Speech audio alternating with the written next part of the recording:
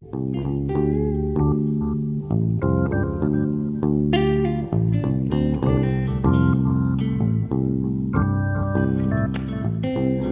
to Keep the Game Beautiful podcast.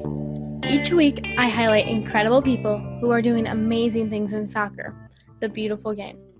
I'm Anna Turi, your host. Thank you for listening. A while back, I got some great advice after a podcast I had filmed. Some of the advice was to really just keep the podcast and interviews more free-flowing and like a conversation. I know this will really help in the future. It wasn't the easiest thing to hear, but it's very worth it. So today, Donald Tease goes right away into talking about how he reached out to coaches that he's worked with. He reached out for any feedback he could get. It was sometimes positive and sometimes negative, but it did help him in the long run. I think it's very important for everyone to take any advice they can get and use it for the better. And that's been a struggle of mine, to really take the feedback, not get mad about it, and use it in the future. Don is a very positive person, and that's really needed throughout times like this. So I really hope you enjoy his positivity and everything else today. Enjoy the episode. Today's guest is Donald Tease. I have seen him all over Twitter, and he is very positive towards the sport. He got his first coaching job at Rosemont College as the men's assistant coach. He has spent time at Huntingdon College as the assistant coach for the women's program. He then went on to Wesleyan College, where he was the women's head coach. Now he spends his time at Mansfield University as the assistant women's coach and is on the student athlete advisory committee. Thank you so much for coming on, Don. Is there anything else about your background or story that you would like to share? No, Anna, thank you for having me. I think that you hit the nail right on the head with my bio. So it's a pleasure to be here. So on this podcast, Keep the Game Beautiful, I always start with the same 3 questions. So first, what does the beautiful game mean to you?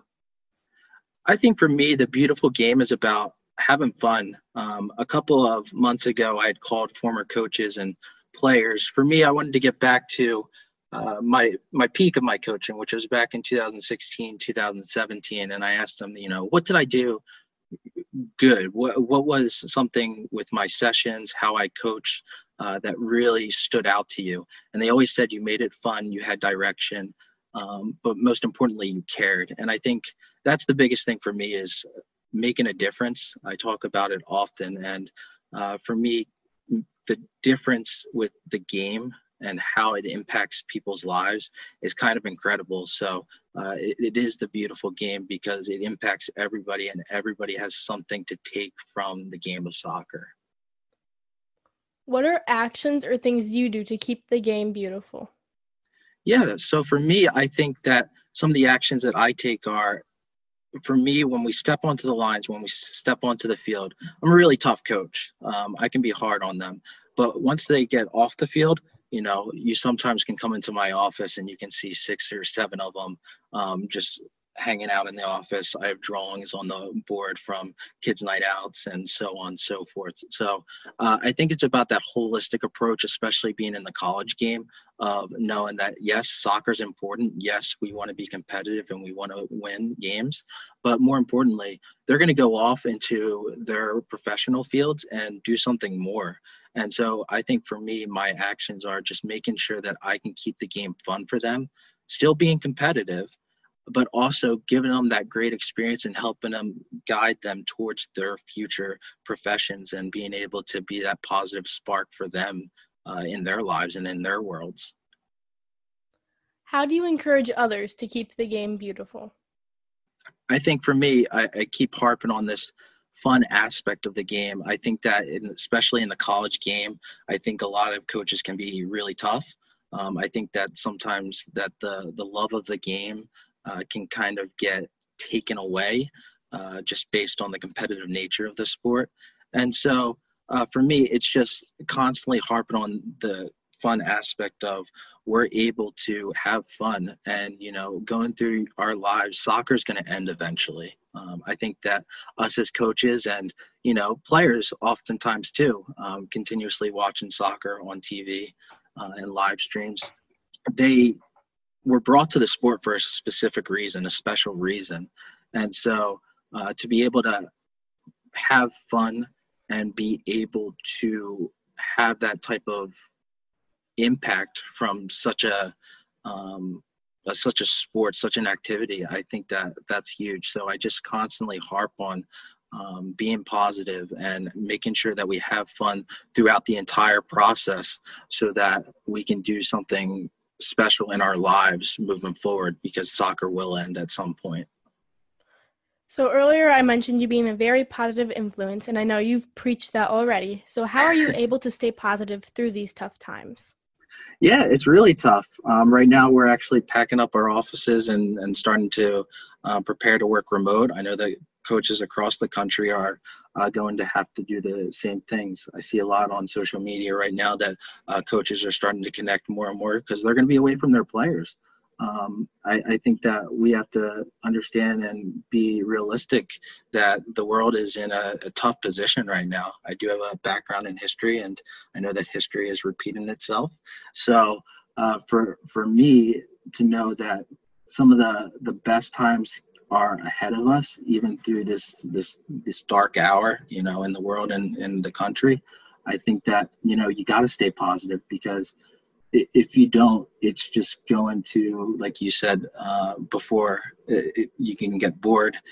You can kind of spiral in different directions and kind of lose interest. So you have to be constantly able to engage in the sport that you love. I remember Nick Rizzo saying on his interview with you that, it's not really a job for us. We don't see it as work because we come in and we enjoy it every day. And now that we're not able to go into the offices or get onto the playing field anymore, it's going to be a lot tougher. So we're going to have to be able to engage. But I don't want to be a part of that negative environment of being an energy vampire to others, or just being someone that people can't come to for help and guidance, and just being a friend at this point, because a lot of people are going to be connecting more and more now that we're not able to connect face to face.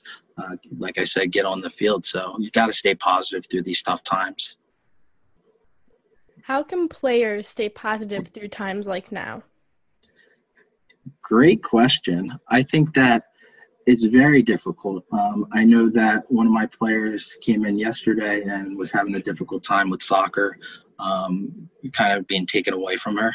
Soccer is an outlet for a lot of us. Soccer is something that I know in my personal life is something that I've gone towards to really help me get through out of tough funks and situations. And for me, I think that they're going to be using this time a lot to reflect, but we're going to have to, as coaches, and teammates too, have to reach out to each other and be that support system for all.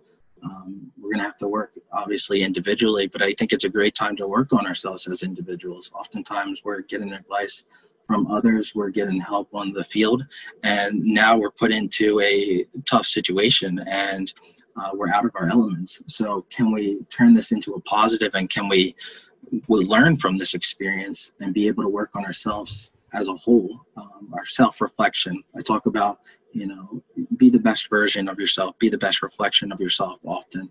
And so can you look in the mirror right now and say to yourself, are you the best reflection and version of yourself? And if you can't say that, this is a great time and opportunity to work on yourself in that individual setting, while having others in that same situation to be able to make it a better case, a better day, because there's going to be a lot of tough days ahead for us all as coaches, as players, family members, not being able to see each other, not being able to interact with people face to face.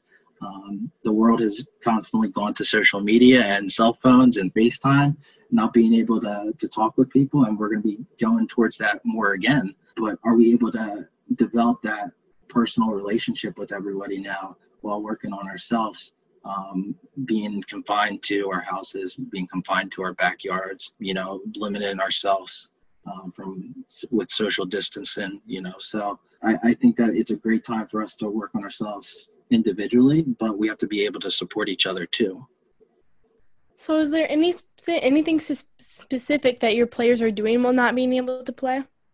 I think that some of them are trying to have a little fun and are trying to make the best out of the situation. I'm just going to post a picture later on today, of they made a makeshift Foursquare game in one of our multi-purpose rooms, and so they were playing Foursquare in there, and just being able to talk with each other. I guess I think that it's a tough situation with the student athletes and players that are currently on campus. There's not many of them. A lot of them have gone home, and even those ones that have gone home have constantly connected with myself and others teammates to be able to kind of pass the time, because we don't know how long of a difficult time it may be for the next couple of weeks, couple of days, couple of months. We don't know. We really don't know.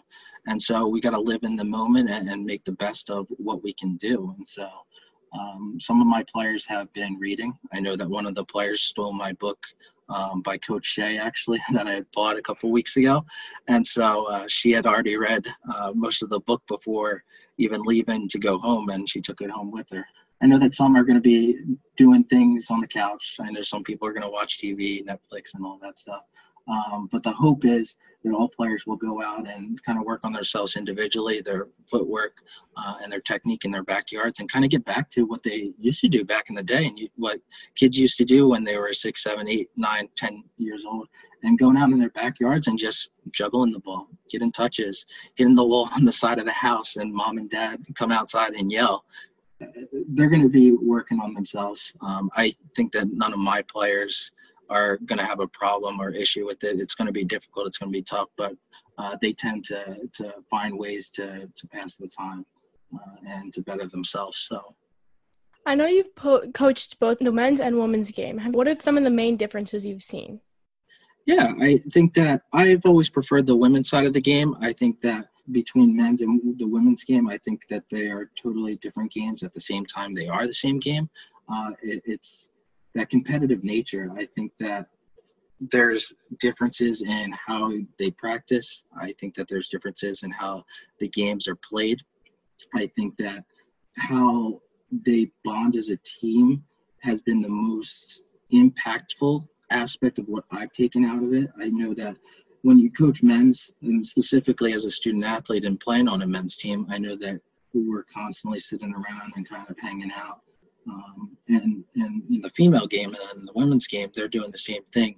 But I think they want to create better relationships with everybody. I think that they're very on task with their classwork, and they really keep up with their studies, and they want to be better. They want to have that holistic student and athlete approach towards them, and they want to be their absolute best in both environments. And so I've seen that in both the men's and women's game, that for soccer, they're really tough. And one of my players a couple of years ago put it best: they're relentless female students. And that really held tight to me. And I don't understand it, because as a male coach, there's some things that I just don't understand. But for me, to see how hard they want to work is absolutely incredible, sometimes compared to the men's game.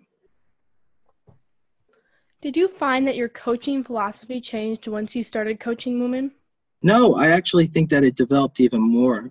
I talk about purpose. I think that we all have a higher purpose. It was based, at least the word purpose was based on Messiah College's method of how they've won national championships. But I put passion, unity, responsibility, positivity, opportunity, sportsmanship, and excellence in academics. And that's purpose. That's the acronym. I think that it's not really changed all that much. I think that it's reassured me that I'm doing the right things as a coach. I think that you have to be able to understand that, especially in the college game, you're going to be coaching them for 4 years, but you're going to know them for the next 20 years. And so for me, I want to make sure that they're passionate about their academic fields and passionate about soccer. I want them to be unified. I want them to be a part of a family. I want them to gain the skill sets and being able to be excellent in their academic fields. I want them to be good sports. I want them to get all these attributes that are going to help prepare them for the real world. For me, I take that holistic approach very seriously. I think that more oftentimes than not, coaches are focused too much on winning. I think winning comes as a byproduct of the success you do off the field. And so if you're doing the right things off the field with team culture, team bonding, focusing on the little details and actually caring, I think that it goes a long way. And so for me, my coaching philosophy really hasn't changed from men's to women's. I think it's only reassured me that I'm going in the right direction with that, with all my student athletes that I have had in the past and the ones that I have now. So how can the game be competitive but still fun? How can the game be competitive and still fun? I think it starts off with the coach. I really do. I think that we are in a society where oftentimes than not, winning is the main focus, whether that's at the club level, the high school level, the college level. And as a college coach, yes, a part of our job is winning 100%. There's no doubt about it. But at the same time, we can do it in a fun way. For my practice sessions, I always start off with a fun, dorky little game. Get their spirits up, their energy up, kind of the chatter out a little bit too. But it puts a smile on their face right from the get-go, and it starts practice off on the right foot. And, practice begins to get more competitive, more harder, and extremely intense. But at the end, I ask them, did you have fun? Did you learn something? And did we get better as a program? And I think that's important. And the day that it consistently becomes that they're not having fun, that it's not consistent, or it's not helping our program, I need to reevaluate myself as a coach. And for us as coaches, we have to constantly be able to reevaluate and evaluate what we're doing in order to give them the best student athlete experience possible, especially at the college level. Working with high schools and clubs for random and various training sessions, I want it to be a fun environment. We as players, I was a player once a couple of years ago. We were brought to the game because, one, we loved it. Two, it was either an outlet for us. Or three, we had fun with it. Soccer needs to be fun. If not, you lose interest in it. A lot of student athletes at the college level quit their teams and leave their teams or transfer because they're not having fun. If we're taking away that aspect of the game, even when they get to the college level, I think we're doing something wrong as a society and as a coaching community. We need to be able to make it fun, make it positive, still make it intense and competitive. But we can do all those things collaboratively in order for us to both be successful, but for them to be successful in the future too. So that when they have their kids 20 years down the road, their kids are having fun playing soccer, the game that their parents loved, over and over again for the next several generations. So I know often young women and girls are a little scared to be physical. How can a coach break past this fear and get their players to be strong and physical? No, of course. Like I said, that one player talked about being relentless female student athletes, but they also, the very next phrase says, and are also fragile at times, and they need that reassurance from their coach. And that sticks with a coach throughout their career.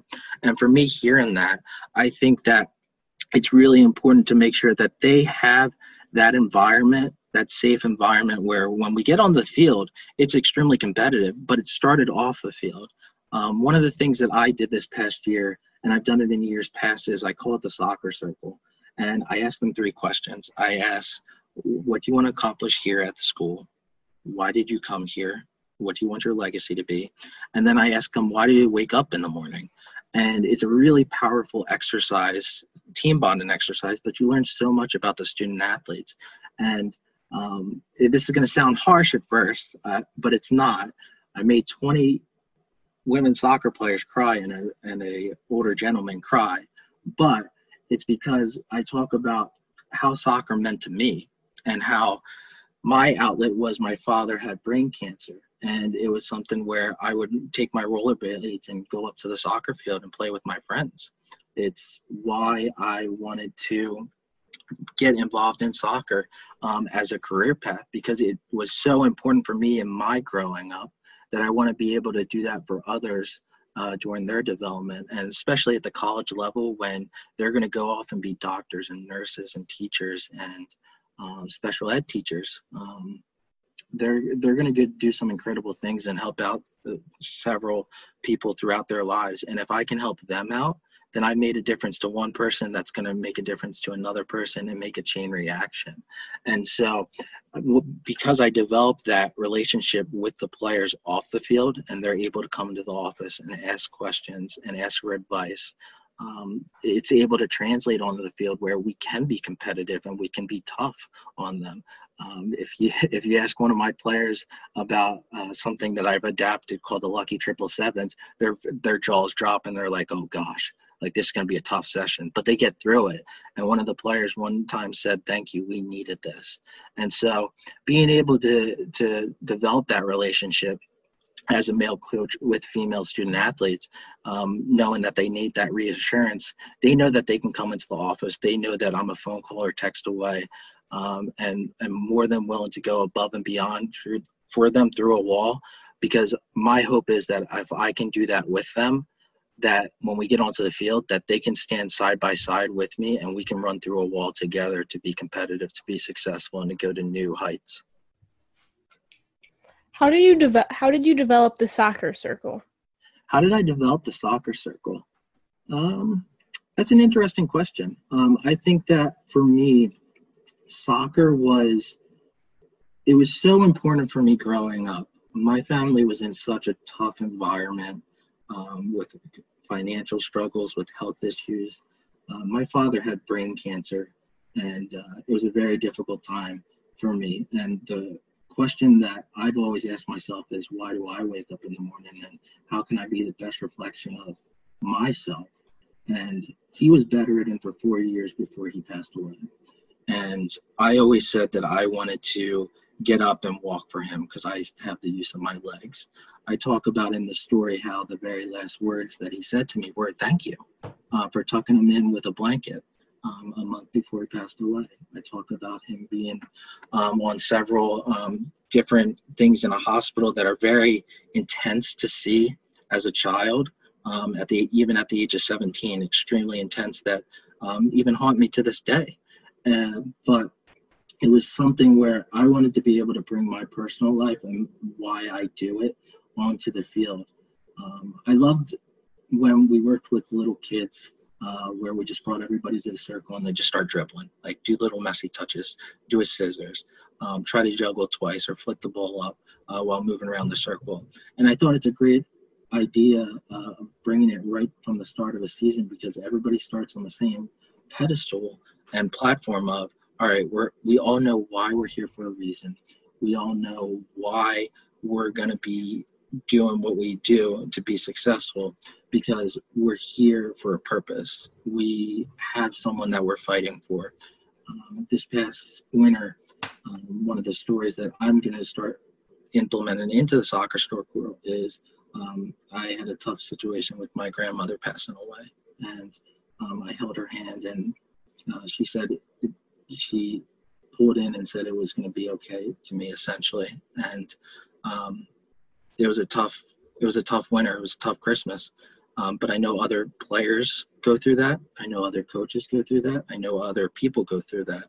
And being able to relate with off the field struggles, I think, is a great way to transition onto the field and start developing relationships, because we know that we're here for a reason. It's not just being competitive. It's not just winning games. I think that soccer gives that outlet. I think that soccer is something that we value in our lives because it's something that we love to do. It's a beautiful game. And so to be able to develop it, I think was all about bringing my personal experience and what I have had to struggle with in my life, because I know other people are coming onto the field and have those struggles too. And I want to make sure that they know that I am there for them and that the team is there for them and the program. And we're going to do some special things here, and we're going to be a family while helping each other out. How does being a phone call or text away help the team culture? How does it help the team culture? I think that it's twofold. I don't want to get text messages at 9 to 10 o'clock at night saying, hey, what show should I watch on Netflix? But it's more about, how can I get better? Or, hey, is there a workout that I can do? Hey, I need someone to talk to about something. Can I speak with you a little bit about it? I think that having that is extremely valuable. I remember 4 years ago, I had a player who we played in Atlanta, Georgia, and she jumped up for a ball and fell down awkwardly. She lost sensation in her feet and legs, couldn't walk. Went with her to the hospital, was there with her the whole entire way, traveling all the way back after talking with doctors, getting sensation back. And she was back on the field two days later into practice after losing sensation in her legs. A couple of weeks later, we pulled her from her starting spot, and she didn't know why, and she didn't understand. And the first person that she texted was me. So she came by, and we talked. And basically, it was just about limiting her playing time and why we make those coaching decisions, because we're there for the best interest of you. But we got to look out for you, but we're also trying to help the team moving forward, and we're trying to get you to understand too why we make the decision. I think having that support system is huge. I know that there's players, even on my team right now, that don't have that support system at home, and that's why you probably see 8 players in the office constantly here. It's amazing to see sometimes. Sometimes I don't get my work done, which I tell them, like, hey, you guys got to leave. But to know that they find some type of value in me, in my person, and what I stand for, that they can come to me about anything, but also that they have that sense of comfort coming into the office and asking those questions because they know I genuinely care, I think goes a long way with the team culture, because having that coach that's going to go above and beyond for them off the field is going to do the exact same thing for them on the field. And the hope is that they'll join me as a coach and their teammates as well in pursuing those aspirations. What happens to a player if they're not given the right support from a coach? I think that's a difficult question, and I don't think it's answered quite often, to be honest with you, and I don't think it's answered in a genuine, true way. If I'm being truthful and honest with you, I've seen coaches throughout my time in the college game the last 5 years. I've seen players quit teams. I've seen players leave teams. I've seen players talk about how they don't love the game anymore. And the fact that can boil down to a coach sometimes causing that, it's terrible. It's horrible. And I think that there's no room for that in our profession. I think that bringing the positive aspect and holistic approach to soccer is so important and vital for us coaches and players, that if you're in the profession for the wrong reason of just winning flat out, I don't think that you should be in it. I was in an interview a couple of weeks ago, actually, and I had asked the players 3 questions very similar to the soccer circle, and one of the answers was very unique, but also very eye-opening, because it happens consistently in the college game, and I can imagine it happens in the high school and club levels too. They go, we were afraid to come to practice after games because we didn't want to get yelled at, and our coach was so negative. And so it's alarming, but at the same time, this is what happens sometimes at the college level and at the high school and club level, that I don't think is talked about enough, that coaches can be the cause of players not having fun, wanting to quit the team, wanting to leave the team, the leader of negative energy and negative direction of a program. And I think that, for student athletes and for players such as yourself, you want to have fun with soccer. And the first time that soccer isn't fun for you, you look towards going other directions and leaving the program or going down a bad path. And for me as a coach, I want to make sure that that never happens again for players that I have had experiences with me being as an assistant coach, as a club coach, to hear those things. I think that I want to make sure that I'm that positive direction and make sure that they continuously fall in love with a sport that they fell in love with as a kid, growing up in their backyard, going to rec games when they were 4 years old and 5 years old, being able to go outside and have a kick around with their friends. I want to make sure that that's always remembered throughout a player's time with me within my programs and when I'm coaching. What can a player do if they're not given the right support from a coach? I think that there's a lot of things that players can do. I think that one of the biggest things is players need to support each other. You know, if their coach isn't supporting them, or outside, it could be professors, it could be faculty. Players need to be able to support each other. I think a great example of players supporting each other is the U.S. women's national team and supporting each other and themselves. And you see the outcry and support from the fans because of that. I think that players supporting players goes a long, long way. Players need that support, and they might not necessarily know how to communicate that with their teammates.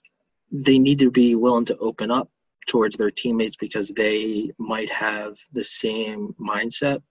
They need to be able to support themselves. That's what it boils down to at the end of the day. If they're there for each other and supporting themselves, they're rallying around a cause. And I think that can go a long way in their development and their continuous love for the game and being able to play soccer for as long as they can. How can a coach boost the confidence of a young woman? I think that it's twofold. I think that, like I mentioned earlier, I think that a lot of times players, especially on the field and in practice, need that reassurance, that constant acknowledgement from the coach, that constant positivity of, hey, that was a good turn, or hey, that was a great pass. If you're given those little reassurances, they start building up, and they builds that confidence on the field. I know that I have a player here who struggles with her confidence too, and she's reading a couple books about how can she be self-confident in herself when she feels like she has no confidence throughout the team, throughout her friend group. And it's important to be able to go to others for that support, but also we as just human beings and as just genuine people as a whole need to recognize that we need to be better and be more supportive of others, because we don't know what battles other people are facing. We don't know how they're struggling. I'm very big and a huge advocate on mental health. And for me, I, as a coach, recognize it oftentimes than not to be able to push them and put them in the right direction. But to be able to be that positive person in their lives, that person that they can go to for support, and that just extra little confidence is going to go a long way. It's something that keeps them in the game. It's something that helps them through life in general. And with my experiences, and especially how I establish my relationship with all my players here with the soccer circle, they know that I'm there to help them, and that I'm going to do my absolute best to give them the confidence that they need. But all I do as a coach is give them the tools and the resources. I don't make players confident. I don't make players into great all-conference players or players of the year. I don't do that. I just give them the resources and the tools for them to be successful too. But it comes down to the player also reflecting and realizing that there's people around her that are going to support her. And so if she buys into, not buys in, I would say more of begins to understand and acknowledge and know that there are people around her that are looking out for her, that's going to make her confident. And at least in my experience has been the case.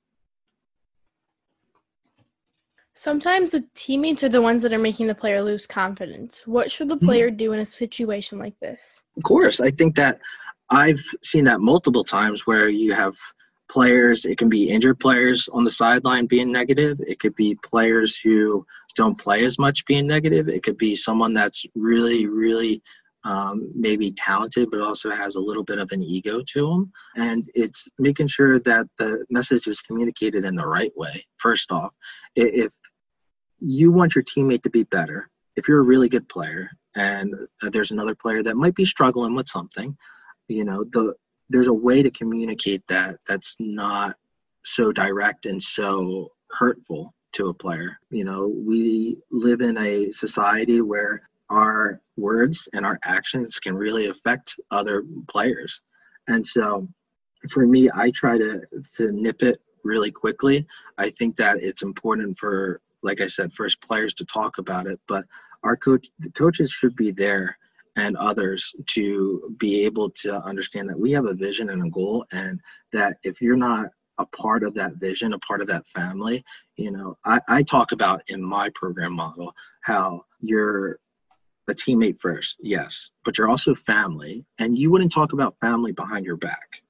I think that that's extremely important, because you have to realize that it's not going to help anyone in the team culture. It's not going to help your team program move forward and be competitive and be successful and just help individuals grow if you're being negative, if you're being someone that's chirping on the sidelines or at practice in a negative way. There's a way to communicate things in a better, positive direction, a positive affirmation, a way that we can talk to teammates and say the right things that doesn't hurt them, because that confidence can just be shattered by teammates too, not just coaches.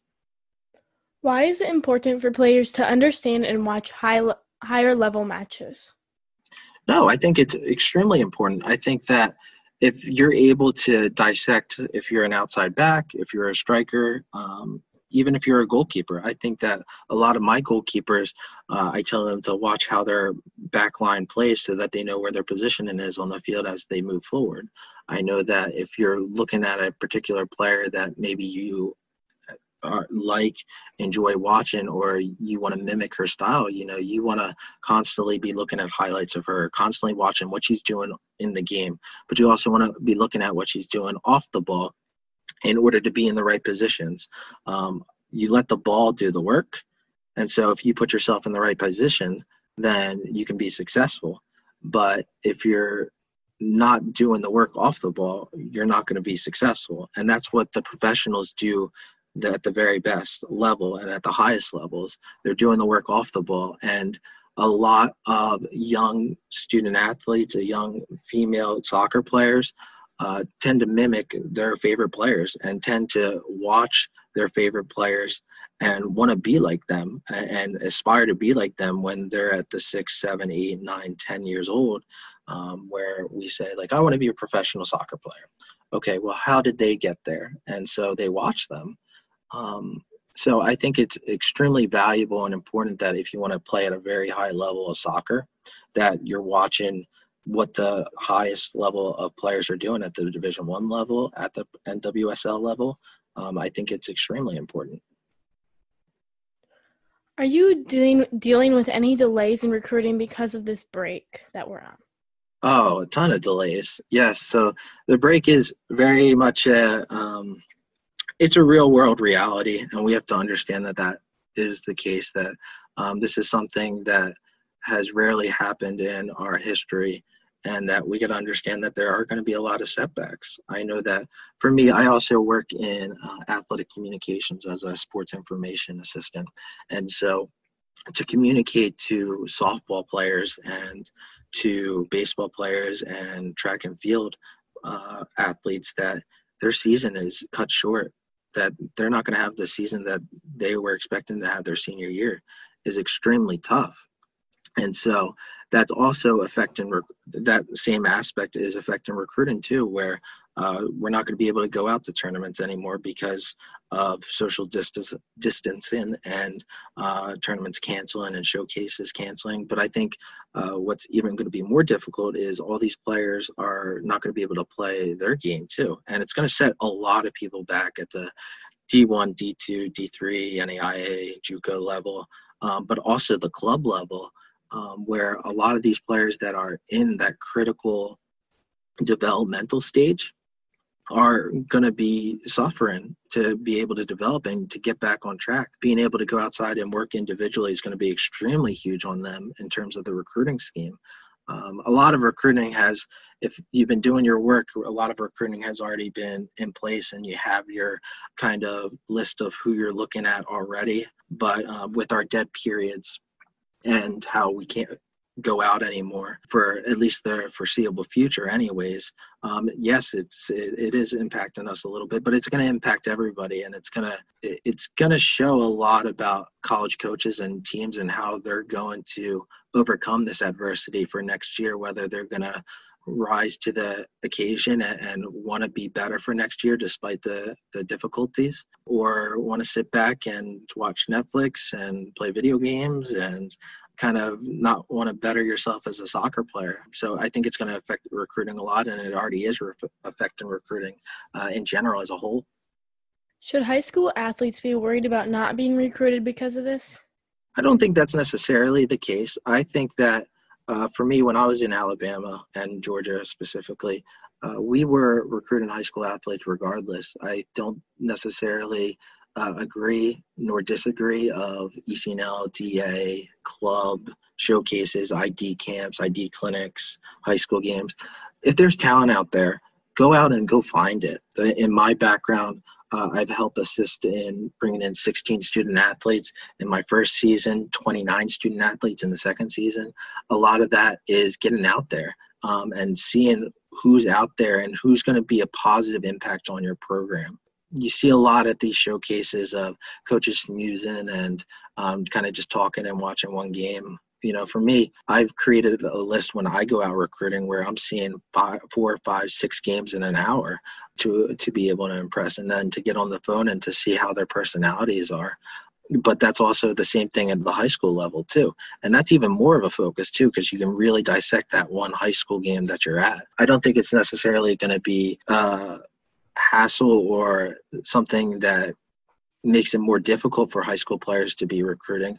I think that this is a great time that if they're kind of indoors right now, that this is a great opportunity to, if they have video, break down some video of yourself and try to see what you can be better as a person, but also maybe clip together some and send it out to coaches, because a lot of coaches are going to be at their homes now that they can't be on their campuses. And so they're going to have a lot of free time on their hands. So they're going to have that time to really look at you and really see high school players that maybe not necessarily that they would have that opportunity while they're in the office during the year. So I think it's actually a great opportunity for high school players to be able to get looked at by college coaches, even though despite the inability to see them in games at the current moment, because we're all in that situation right now at this moment, college, high school, club. So I think being able to get innovative in a way, I think is important to be able to recruit. If you want to be recruited, put your name out there, cast a big net. Don't necessarily settle on Division I. Division II is absolutely great. Most of my experience is in Division III. I know a ton of players that are high quality at JUCO level, and NAI is just as good as well. And so I think that if you want to get recruited even at the high school level, and I don't think it puts a damper on the recruiting, even though we're not able to go out as coaches, to put your name out there and see what bites. So we've made it to our final question. What do you hope people remember about your impact to soccer and the world? I think my biggest impact for soccer and the world is I have a tattoo on my left wrist that says "Make a Difference," and I want to make sure that I make a difference in the world in some way, shape, or form. And that might just be helping one person out, because if I help that one person out, that person might help 2 people out, and those 2 people might help another 2 people out. And that because I made that one difference on a player's life, that it will go and help others in the world, as doctors, as nurses, as special ed teachers, as lawyers. Just being able to make that difference with one person, I think, can go a long way. In terms of soccer, I think soccer is a beautiful game. I think it's a game that we all love, and I think it's something that we can go towards in troubling times and difficult times such as this. It's something that gives us that outlet. When a couple of years ago, I had a few players develop a tattoo for me of a semicolon for mental health. And it's because I believe that for them, soccer was that outlet. And I wanted to do something for them that was important to me, that I believed in too. And because soccer is that outlet for others, I want to make sure that I can keep the game fun and also give them that outlet always until the end of my career, whether I win championships, whether I win games, whether I lose games, wherever I may be in the country. I just want to make sure that the game is always fun, enjoyable, and that they have someone to always fall back on if they need that support.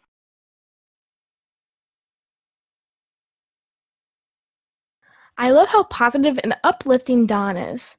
I think it's really important for someone to find the right culture or team that they fit in, somewhere where they're allowed to fail, where they can grow. Surrounding themselves with a positive team and a positive coach can be really impactful. So I'm really happy we talked a little bit about the recruitment process right now. I know this recruitment process is a little tough, and I feel very bad for some of my junior and senior friends. So I encourage you to use the advice that Don gave. Reach out to any schools that you're interested, and go ahead and focus on your own personal development. And until I see you next time, remember to keep the game beautiful.